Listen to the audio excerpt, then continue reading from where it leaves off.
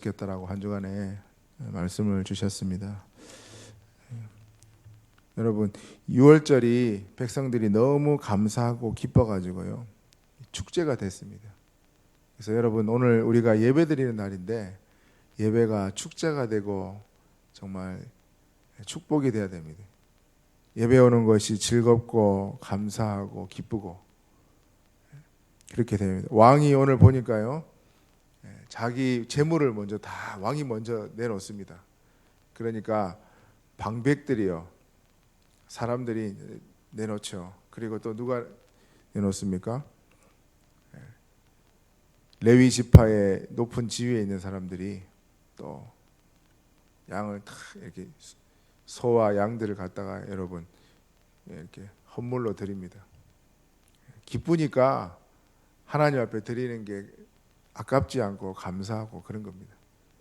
그래서 저와 여러분이 예배 드리는 게 너무 기쁘고 감사하다. 그 사람은요, 내가 진짜 구원의 축복 속에 그 축복을 진짜 누리고 있는 사람입니다. 모든 게 짜증난다? 조금 생각을 해봐야 될 겁니다. 그래서 오늘도 저와 여러분이 제일 기억해야 될 게 이 은혜의 복음입니다. 하나님이 모든 만물을 만드실 때도요 하나님의 은혜로 만드셨다니까요. 우리가 이게 사는 것도 여러분 어떻게 하나님이 누가 그러대요. 하나님이 공중에다가 지구를 매달아 놨다고. 우주에다가 지구를 매달아 놨다. 어떻게 정확하게 사계절이 오고 어떻게 정확하게 여러분 이럴 수가 있습니까? 하나님이 만들지 않고는 이렇게 될 수가 없다니까요. 여러분 우연히 이렇게 될 수 있겠습니까, 여러분? 그 하나님이 물고기에게는 물에서 살 수 있도록 그래서 아가미를 주셨고 나무는 땅에서 살도록 뿌리 내리도록 새는 하늘을 날 수 있도록 날개를 주셨다는 거예요. 모든 것이 하나님이 적재적소의 필요에 따라서 정확하게 만드셨다는 거예요.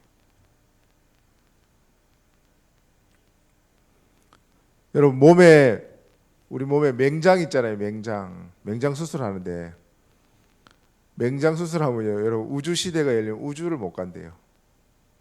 이게 압이 터져가지고 몸을 할 수가 없다는 거예요.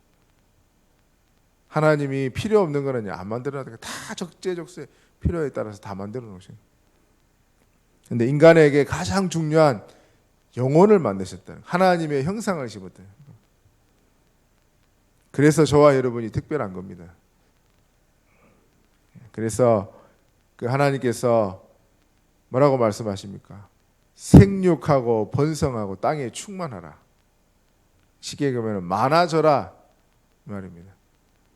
그래서 사람 인구가 이렇게 많아지기도 한데요. 바꿔 얘기하면은 제자들을 많이 세우라는 거예요.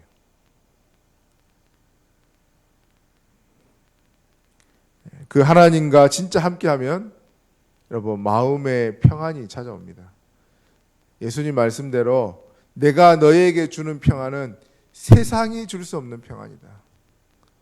세상 사람들이 다 못 살겠다, 불안하다 그렇게 하고 있을 때 저와 여러분에게 하나님이 세상이 줄 수 없는 평안 그것을 주시겠답니다. 그래서 여러분 시냇가에 심겨진 나무는 걱정할 필요가 없습니다. 물이 자동으로 다 이제 공급되기 때문에 뿌리만 내리고 있으면 되거든요. 그게 우리를 창조 원리입니다. 하나님과 인간이 함께만 있으면 아무 문제 안 되는데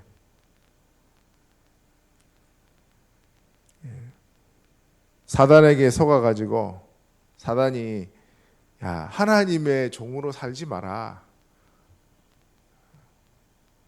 그런 거와 똑같습니다. 여러분 양을 보호하는 울타리가 딱 있는데요. 울타리를 넘어오라는 거예요. 마귀가 밖에 네가 울타리 넘어 나오면은 내가 니를 보호해 줄게, 니를 도와줄게. 사단이 딱 거짓말하는 거 똑같습니다.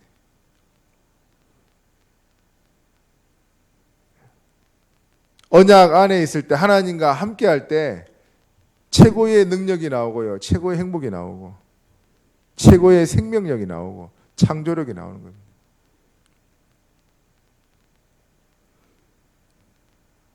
근데 문제는 뭐냐? 하나님과 함께하는 시간이 없다는 게 문제입니다. 내가 진짜 하나님과 함께하는 시간 가지면은요, 창조력, 생명력, 행복감 찾아오게 돼 있습니다. 예수님 말씀대로 평안이 찾아오게 됐다. 평안을 주신다 그랬으니까요.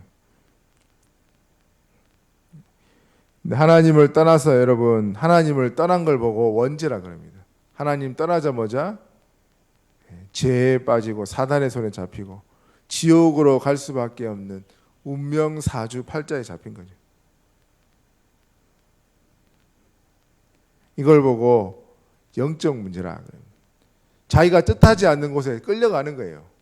노예되고 포로되고 속국되는, 공중의 권세 잡은 자를 따라가는 겁니다. 마음에 평안이 없습니다. 육신은 마귀에게 눌려가지고 살고,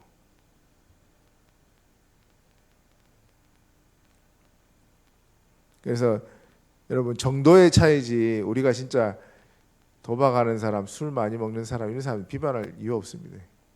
우리가 예수 안 믿었으면 여러분 우리는 안 그러고 있겠습니까? 드러났을 뿐이지 똑같습니다.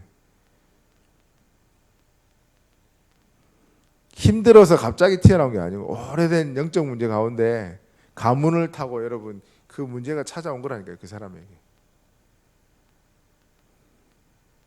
암도 그냥 걸리는 게 아니고 여러분 가문에 암 걸린 사람이 있으면요 반드시 그쪽 가문에 내력이 있습니다. 저는요 저희 아버지가 간암으로 돌아가셨기 때문에 저는 간 큰 인간이 되도록 하나님 기도하고 있습니다. 간이 안 아픈 사람으로. 그리고 저희 집이 단명했기 때문에 그렇습니다. 저는 악착같이 오래 살아야 돼요. 가문의 저주가 끝났다는 증거로. 그래서 여러분 근본 문제를 해결할 길은 하나님을 떠나서 시작됐으니까 하나님을 만나면 되는데 하나님이 우리에게 길을 주셨습니다. 예수님께서 본인을 직접 내가 곧 길이다. 내가 진리고 내가 생명이다. 말씀하고 계십니다. 그래서 그 그리스도를 은혜로 말미암아 믿게 됐습니다. 여러분 이 그리스도가 믿어지는 자체가 얼마나 은혜인 줄 아시죠? 불신자 여러분 전도해가지고 진짜 안 믿는 사람 그렇게 얘기를 해도 증거를 줘도 못 믿는 사람 얼마나 많습니까?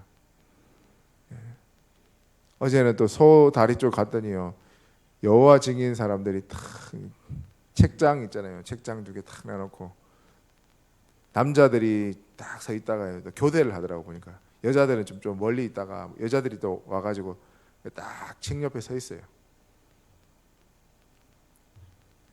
이제 여자들이 서 있을 때는 저 멀리 의자에는 이제 남자들이 딱 앉아 있고 그렇게 해가지고 책에 관심 가지는 사람 딱 가잖아요. 그러면 바로 말 걸고 들어옵니다.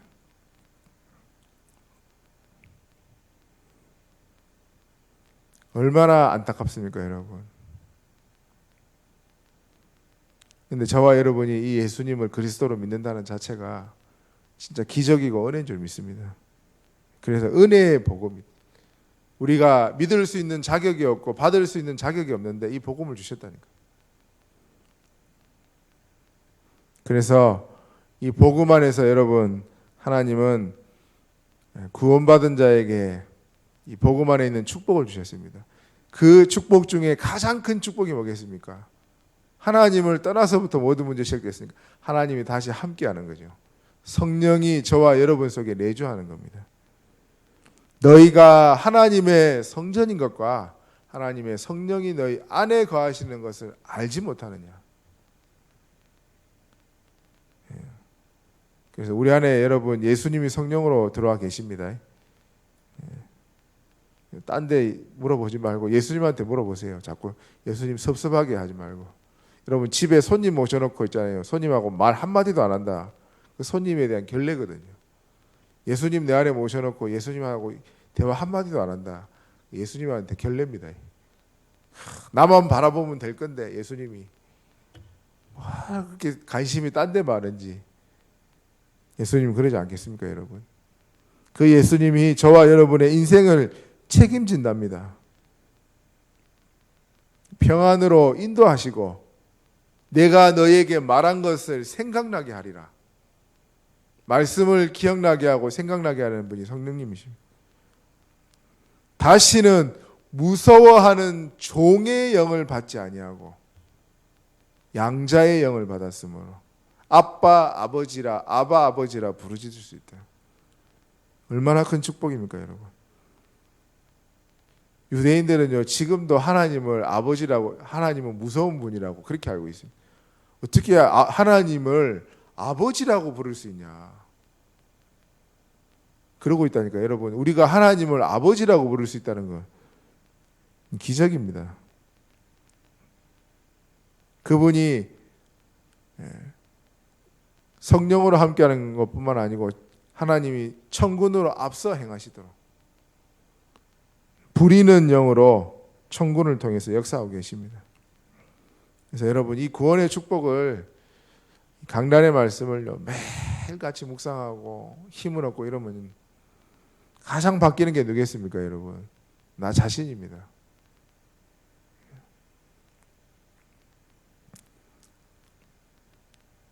여러분 5년 전 모습, 10년 전 모습 여러분 자신을 한번 보십시오. 바뀌었는가 안 바뀌었는가? 난 하나도 안 바뀌었다. 안 바뀌면 안 바뀝니까? 다 바뀌었죠. 좋게 바뀌든지 나쁘게 바뀌든지 바뀌었습니다. 근데 구원의 축복을 진짜 묵상하는 사람은요, 점점점 잠언 4장에 보면은 의인의 길은 돋는 햇볕과 같다. 점점 그렇게 갑니다. 저와 여러분이 변화되는 축복이 반드시 있습니다. 그리고 치유되죠, 당연히. 치유라는 단어를 이제 우리 기존교회에서는 성화라는 단어를 씁니다. 약간 너무 신학적인 용어처럼 들리잖아요. 그래서 너무 우리 메시지가, 우리 용어가 너무 쉽고 좋습니다. 치유되는 거예요, 치유. 점점점 치유돼서 하나님의 형상을 회복하고 많은 사람을 살리는 전도자로 세워지는 겁니다. 그래서 그릇이 커지고 증인이 되는 겁니다. 그뿐만 아니고 이제 내가 과거에 왜 이렇게 살았고 지금은 내가 왜 살고 앞으로는 이렇게 갈 것이다. 내 인생에 대한 미션이 붙잡아지는 겁니다. 우리 교회가 왜 111 운동을 해야 되는지 그 미션이 붙잡아지고 깨달아진다니까요. 지교회만이 여수를 살릴 30만을 복음할 길이다. 그래서 1인 1지교회. 한 나라를 품는 가정이 일어나야 진짜 여러분 그 나라를 놓고 기도하지 않겠습니까? 그리고 지금 여러분 세상 싸움은 인재 싸움이거든요. 한 분야에 진짜 복음으로 담당한 인재를 키워내야 돼요.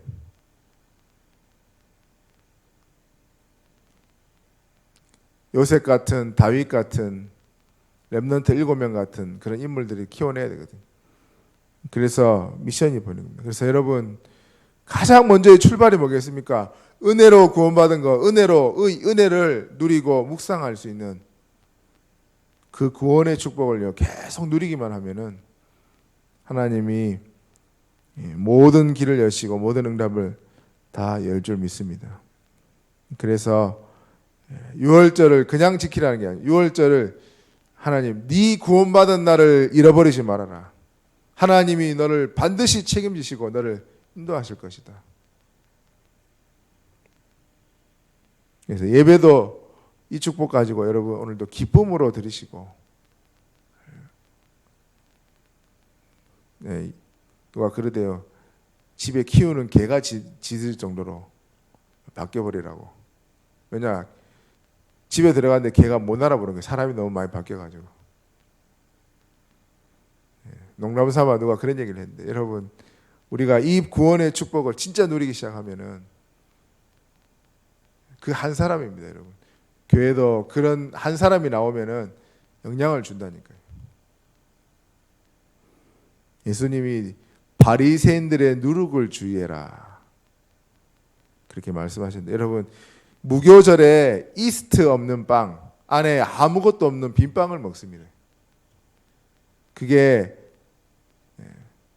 그리스도의 보혈과 피 흘리셔서 우리를 위해 죽으시는 것을 기념하기 위해서 그렇게 먹는 거죠. 그 적은 누룩이 온 땅에, 온 덩이에 퍼진다. 그 말이, 불신앙도 여러분 작은 것이 퍼지고요, 믿음도 퍼집니다.